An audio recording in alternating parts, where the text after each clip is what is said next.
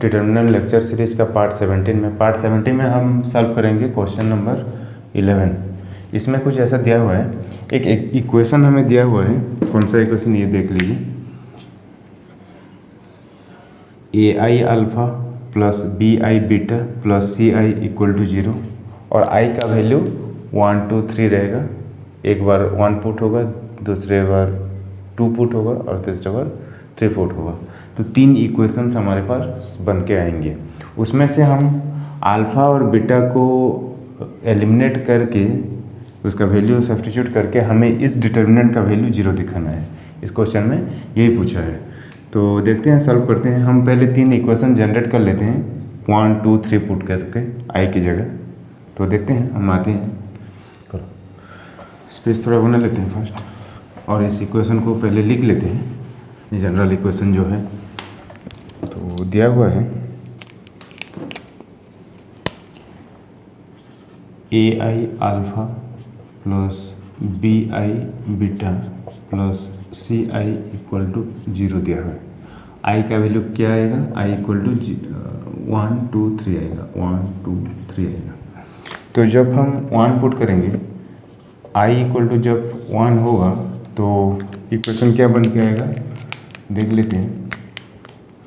a1 alpha plus b1 beta plus c1 equal to 0। जब i का value 2 होगा, i का वैल्यू जब 2 रहेगा तो हमारे पास इक्वेशन बन के आएंगे a2 alpha plus b2 beta plus c2 equal to 0। और i का वैल्यू जब 3 रहेगा तब इक्वेशन बन के आएगा a3 alpha plus b3 beta plus c3 equal to 0। हम इस 3 इक्वेशंस को नेमिंग कर लेते हैं। इसको दे देते हैं इक्वेशन नंबर 1, इसको दे लेते हैं इक्वेशन नंबर 2, इसको दे देते हैं इक्वेशन नंबर 3। आ गया। हम इसमें से किसी भी 2 इक्वेशन के जरिए हम अल्फ़ा और बीटा का वैल्यू निकाल सकते हैं।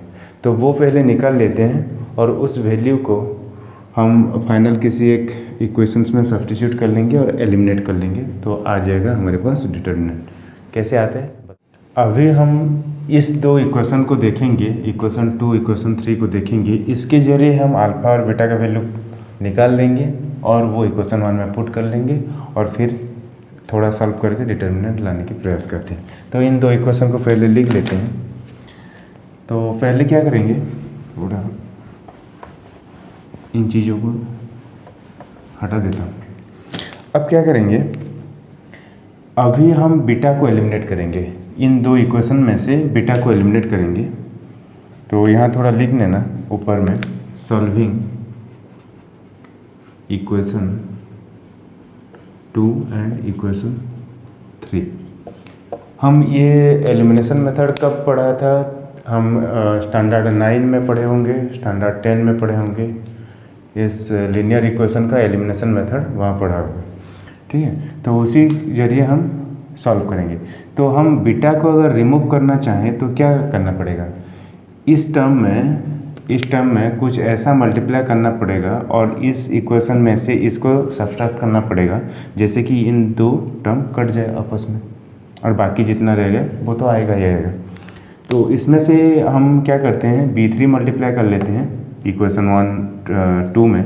ये हमारा इक्वेशन 2 था ना, और ये इक्वेशन हमारा 3 था। तो इक्वेशन 2 में से हम क्या करेंगे, b3 मल्टीप्लाई कर लेंगे और इक्वेशन 3 में से b2 मल्टीप्लाई कर लेंगे। तो ये दोनों इक्वल हो जाएगा, फिर इसे सब्सट्रैक्ट कर लेंगे, ठीक है। तो वही काम करने वाले हैं। मैं थोड़ा दूसरे इंक में लिखता हूँ आपको जैसा पता चले। इस इक्वेशन को इंटू b3, इसमें हम क्या करेंगे, इंटू b2, ठीक है। तो इक्वेशन क्या बन के आएगा, इक्वेशन बन के आएगा हमारे पास a2 b3 alpha plus b3 b2 beta plus b3 c2 equal to 0। और दूसरा आएगा क्या, a3 b2, इसको ऐसे लिखते हैं, a3 b2 alpha plus B3B2 beta plus B2C3 equal to 0, ऐसा आएगा। फिर इन दो इक्वेशन को सब्सट्रैक्ट कर लेना है, मतलब यहाँ आएगा सब्सट्रैक्शन साइन, यहाँ आएगा सब्सट्रैक्ट, यहाँ आएगा सब्सट्रैक्ट, यहाँ आएगा सब्सट्रैक्ट, ठीक है। तो इसको हम डायरेक्ट कॉमन लेके भी लिख सकते हैं। आएगा क्या, A2B3 माइनस A3B2 और यहाँ अल्फ़ा आएगा, इन दोनों टर्म तक कट जाएगा आपस में, और फिर आएगा प्लस में B3C2 माइनस में B2C3 दिस इक्वल टू 0 आएगा। आया समझ में? तो हम इस इक्वेशन को अब हम क्या करेंगे, ऊपर थोड़ा लिखेंगे अच्छे से और अल्फ़ा का वैल्यू निकालने की प्रयास करेंगे। तो स्पेस थोड़ा बना लेते हैं, उससे ऊपर लिखते हैं। क्या लिखूँगा इसको, और हम लिखेंगे A2B3 माइनस A3B2 और ये आएगा अल्फ़ा, और उसका अगर मैं इसको राइट साइड ले जाऊंगा तो क्या आएगा, B2C3, ये माइनस बन जाएगा प्लस और ये प्लस बन जाएगा माइनस, माइनस B3C2, ठीक है। तो अल्फ़ा का वैल्यू क्या निकल के आएगा, अल्फ़ा इक्वल टू आएगा B2C3 minus B3C2 divided by A2B3 minus A3B2, ठीक। तो दोस्तों ये देखिए आपका अल्फ़ा का वैल्यू निकल के आ गया अभी, ठीक है। वैसे ही ये अल्फ़ा को हम रिप्लेस कर सकते हैं कैसे, इन सारे चीज़ों को लिख कर वही इक्वेशन में, ठीक है। थोड़ा स्पेस बना लेते हैं, और दूसरे स्टेप में हम क्या करेंगे, पहले जैसे बीटा को एलिमिनेट किए थे ना, हम अभी अल्फ़ा को एलिमिनेट करेंगे। कुछ ऐसा इसमें मल्टीप्लाई करेंगे और लाएंगे जैसे कि सब्सट्रैक्शन करने पर ये दो टर्म कट जाएगा, ठीक है। तो ये मैं आप लोगों को समझा रहा हूँ, ये आप लोग स्टैंडर्ड 8 स्टैंडर्ड 10 में पढ़े होंगे, solving linear equations by method of elimination, ठीक है। तो हम लिख लेते हैं पहले इक्वेशंस को, दो इक्वेशंस जो पहले हमारा था लिख लेते हैं। तो स्टार्टिंग में ये हमारे पास दो इक्वेशन थे, ये इक्वेशन नंबर 2 था, ये इक्वेशन नंबर 3 था। इन दोनों का हेल्प लेके अब हम अल्फ़ा को एलिमिनेट करेंगे और बीटा का वैल्यू निकालेंगे, ठीक है। तो देखिए दोस्तों, इसमें क्या करेंगे, इसमें क्या मल्टीप्लाई करें जो इस एलिमेंट और इस एलिमेंट दोनों बराबर हो जाए। इसमें A3 का कमी है, इसमें A2 का कमी है, तो हम क्या करेंगे, ये इक्वेशन में हम A3 को मल्टीप्लाई कर देते हैं इंटू A3, ठीक है, और इस इक्वेशन में हम मल्टीप्लाई कर देते हैं A2 को, ठीक है। तो इन दो इक्वेशन बन के आएगा, मैं नीचे लिखूँगा, तो बन के आएगा A3 A2 alpha plus A3B2 beta plus A3C2 equal to 0। दूसरा वाला आएगा A2 A3 alpha plus A2B3 beta plus A2C3 equal to 0 है। अब इन दो टर्म अच्छे से देखिए, अब इन दो टर्म अगर मैं सब्सट्रैक्ट करूँगा तो कटेगा या नहीं, ये दो टर्म तो इक्वल है ना, यहाँ A2 A3 अल्फ़ा है या A2 A3 अल्फ़ा है, ठीक है, तो कटेगा।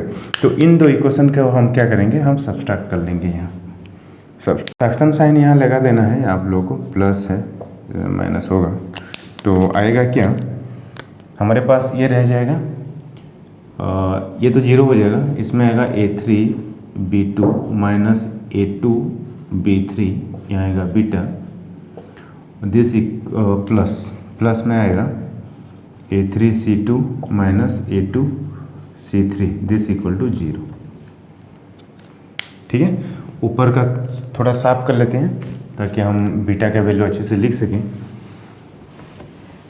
और अल्फ़ा का वैल्यू यहाँ थोड़ा, हाँ ठीक है, अल्फ़ा का वैल्यू भी लिख देंगे, अल्फ़ा क्या निकल के आया था जी, पहले बीटा का वैल्यू निकालते हैं। तो इसको थोड़ा लिखेंगे ऊपर, A3B2 आएगा ना, A3B2 माइनस A2B3 यहाँ आएगा बीटा, ठीक है। और इसको अगर मैं राइट हैंड साइड ले जाऊंगा तो ये प्लस बन जाएगा माइनस, ये माइनस बन जाएगा प्लस। तो हम लिखेंगे इसे, पहले इस टर्म को लिख लेते हैं positive term, A2C3 minus A3C2 हो गया ना।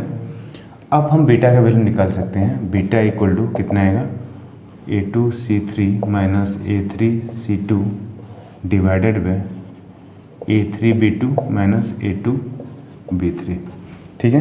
तो ये हमारे पास बीटा का वैल्यू अब निकल के आ गया। तो अल्फ़ा हमारा पहले निकल चुका था, तो उसका वैल्यू थोड़ा लिख लेते हैं। अल्फ़ा का वैल्यू हमारे पास आया था, अल्फ़ा का वैल्यू क्या था,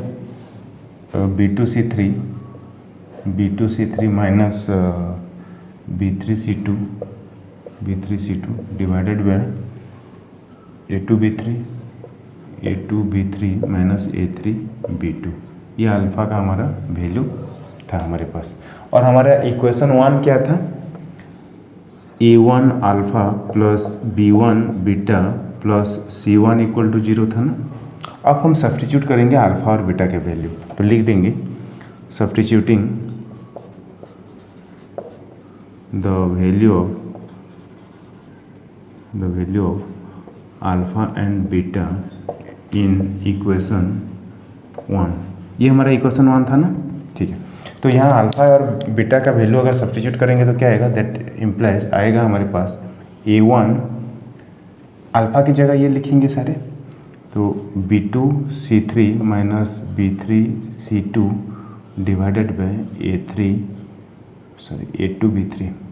A2B3 माइनस A3B2। B1 के तो B1 लिखेंगे, बीटा की जगह क्या लिखेंगे, इस वाला टर्म, मतलब A2C3 माइनस A3C2, ठीक है, A3B2 माइनस A2B3, ठीक है, प्लस C1 इक्वल टू 0। आते हैं ऊपर, थोड़ा स्पेस बना लेते हैं अभी। यहाँ थोड़ा नोट कीजिए, यहाँ डिनोमिनेटर में A2B3 माइनस A3B2 है, और यहाँ पहले A3B2 है, उसके बाद माइनस में A2B3 है। मतलब इसको हम अगर इसमें कन्वर्ट करेंगे तो माइनस साइन यहाँ चला आएगा, माइनस अगर हम कॉमन ले लें तो ये बन जाएगा ना। तो वही दूसरे स्टेप में करने वाले हैं।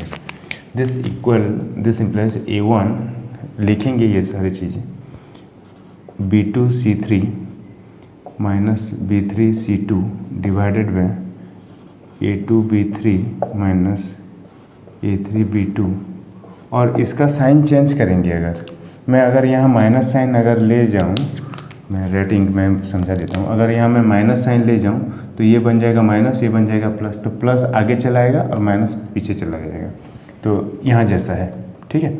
तो हम ऐसा क्यों कर रहे हैं, ताकि हम इसको और इसको एलसीएम ले सकें इस इक्वेशन में से, ठीक है। तो माइनस चला आया, और इसको मैं लिखूँगा अभी B1 और A2C3 minus A3C2 divided by ये जैसा है A2B3 minus A3B2 plus C1 equal to 0। समझ में आया, ये प्लस था, माइनस साइन कॉमन लिए, ये माइनस बन गया, और ये एलसीएम दोनों का डिनोमिनेटर सेम हो गया, ठीक है। आते हैं नेक्स्ट स्टेप पर, इसको थोड़ा साफ कर लेते हैं। अब हम क्या करेंगे,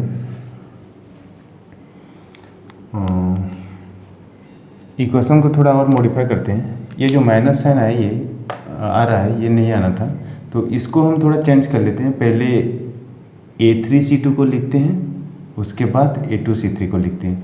तो इसको अगर रिवर्स कर लें, इसमें अगर एक माइनस कॉमन ले लें तो ये क्या आ जाएगा, ये प्लस हो जाएगा और ये चेंज हो जाएगा। तो लिख लेते हैं वही step, A1 B2C3 minus B3C2 divided by A2B3 minus A3B2 plus minus common लिए है ना, तो ये बन जाएगा प्लस, मतलब A3C2 पहले आ जाएगा, ये बन जाएगा माइनस A2C3। हम क्यों ऐसा कर रहे हैं आने वाले स्टेप में आप लोगों को पता चल जाएगा। A3B2 plus C1। अगर अब ले लेते हैं इस इक्वेशन में से इस टर्म को LCM, A2B3 माइनस A3B2, तो आ जाएगा कितना A1। अब हम इसको LCM लेने वाले हैं ना, तो बन जाएगा या नीचे आ जाएगा क्या A2B3 माइनस A3B2, यहाँ नीचे आएगा सभी में, और ऊपर का बन जाएगा A1B2C3 minus B3C2 plus B1 A3C2 minus A2C3 plus C1 A2B3 minus A3B2, this equal to बन जाएगा 0। ठीक है, तो इसको राइट हैंड साइड लेके 0 के साथ मल्टीप्लाई कर देंगे तो ये गायब 0 बन जाएगा। तो लिख लेते हैं भाई A1B2C3 minus B3C2 plus B1 A3C2 minus A2C3 plus C1 A2B3 minus A3B2 equal to 0। ठीक है, ये कहाँ गया, ये राइट हैंड साइड जाके 0 के साथ मल्टीप्लाई हो गया, खुद 0 बन गया। ठीक है, तो अब इसको हम डिटर्मिनेंट फॉर्म में लिख सकते हैं या नहीं, ये आप बोलिए। मैं थोड़ा ऊपर साफ कर लेता हूँ और आप लोगों को समझा रहा हूँ। अगर इसको थोड़ा याद कीजिए, डिटर्मिनेंट में पहले हमने सीखा था। अगर A1 A2 B1 B2 अगर हम डिटर्मिनेंट को सॉल्व करते थे तो क्या आता था इसका result, A1 B2 minus A2 B1। ठीक है, तो इसको, इस टर्म को हम डिटर्मिनेंट में लिख सकते हैं, पता चल रहा है ना। तो इस टर्म को डिटर्मिनेंट में लिख सकते हैं, इस टर्म को भी डिटर्मिनेंट में लिख सकते हैं, इस टर्म को भी डिटर्मिनेंट में लिख सकते हैं। कैसे लिख सकते हैं देखिए, आते हैं दूसरे स्टेप। तो A1 बन जाएगा, और इसको डिटर्मिनेंट फॉर्म में अगर हम लिखेंगे तो पहले बन जाएगा B2C3 है ना, इन दोनों का B2C3, फिर माइनस में क्या आता है B3C2। आया समझ में, कैसे बन गया डिटर्मिनेंट, ये डिटर्मिनेंट बन गया। फिर आएगा B1, इसको थोड़ा अच्छे से लिखेंगे, देखते हैं, प्लस B1 डिटर्मिनेंट क्या बन के आएगा C2, यहाँ A3 है और यहाँ A2C3 है, मतलब A2C3। तो इसको अगर हम लिखेंगे तो ये दिखेगा या नहीं, पर एक चीज़ हम भूल रहे हैं, क्या यहाँ माइनस आता है। ठीक है ना, एक थर्ड ऑर्डर डिटर्मिनेंट, ये जो बना रहे हैं क्या, ये एक थर्ड ऑर्डर डिटर्मिनेंट का सॉल्यूशन बन रहा है, तो यहाँ माइनस आना चाहिए था। तो हम इसके आने वाले स्टेप में हम क्या करेंगे, इन दो कॉलम को चेंज कर लेंगे, इंटरचेंज कर लेंगे। मतलब हम कभी किसी भी डिटर्मिनेंट में अगर दो कॉलम को चेंज करते हैं तो साइन रिवर्स होके आता है, इन दो कॉलम को अगर इंटरचेंज करेंगे तो। ठीक है, इसीलिए मैंने इस टर्म को ऐसे लिखा, इसको आप याद रखना है। मैंने अरेंज किया है, यहाँ नहीं तो आने वाला था A3, यहाँ आने वाला था A2, फिर हम घुमा फिरा के यही स्टेप में आते।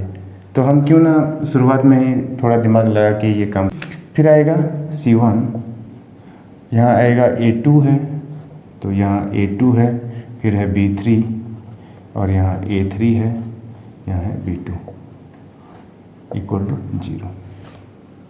ठीक, तो अब हम क्या करेंगे, इन दो कॉलम को इंटरचेंज कर लेंगे।